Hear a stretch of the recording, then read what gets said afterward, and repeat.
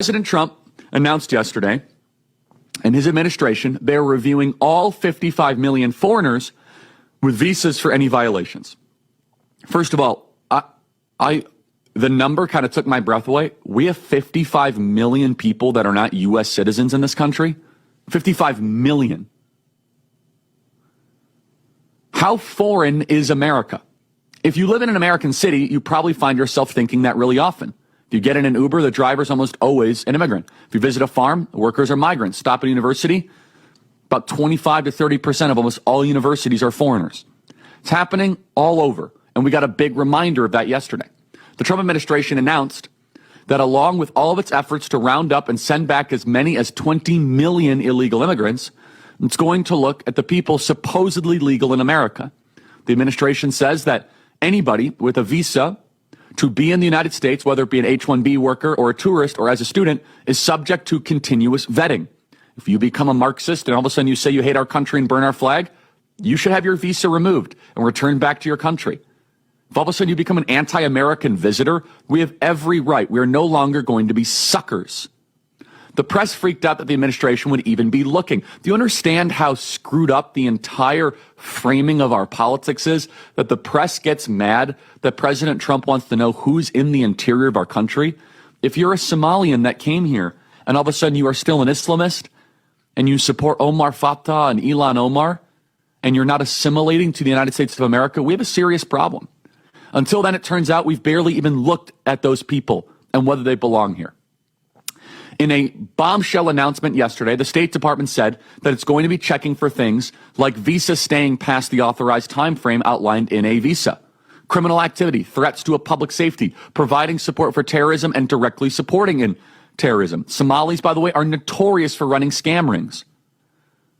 And you know what? That sounds like something that we should have always been doing. But what does it say that we weren't always doing that? What it says that our leaders hated us. Our leaders see the world as 8 billion future Americans who have the right to come here whenever they want, the right to leech off our nation, the right to rob or plunder or loot America. The administration is finally saying no more. One of the best signs the other day was when Marco Rubio, who, again, Cuban, his family immigrated as refugees and assimilated. Marco Rubio announced that they were suspending all work visas for people coming here as truck drivers. By the way, if you are a law-abiding legal immigrant who is assimilated, this should be great news for you because it doesn't cheapen or dilute the process of you coming here. But the media, they are losing their mind over this. They're becoming unglued. The masks are off because they say, how dare President Trump knows who's in the nation? How dare President Trump says that the 55 million visa holders. Well, you get Zohran Mamdani because we never asked the questions of who do we allow into our country. You get Omar Fatah, you get Ilhan Omar, you got Rashida Tlaib. How dare we check on the visa granting process? Not only do we have any right, we have an obligation to find out who's actually coming into our country. What are they doing? Are they improving it? Are you on government welfare? Do you believe American values? Or are you just an Islamist Marxist? And we should have no hesitation that if an Islamist Marxist is here in the United States of America, we should politely say, go home. You can go do your Islamist Marxism stuff in Mogadishu. Your visa is revoked. Now, some people say, well, Charlie, what about freedom of speech? You're not a U.S. citizen. You're not. You're a visitor. You're here on a provisional basis. You are here in a time of trial. We're kind of figuring it out. Are you making the country better? Are you making it stronger? Are you being able to make us a better republic?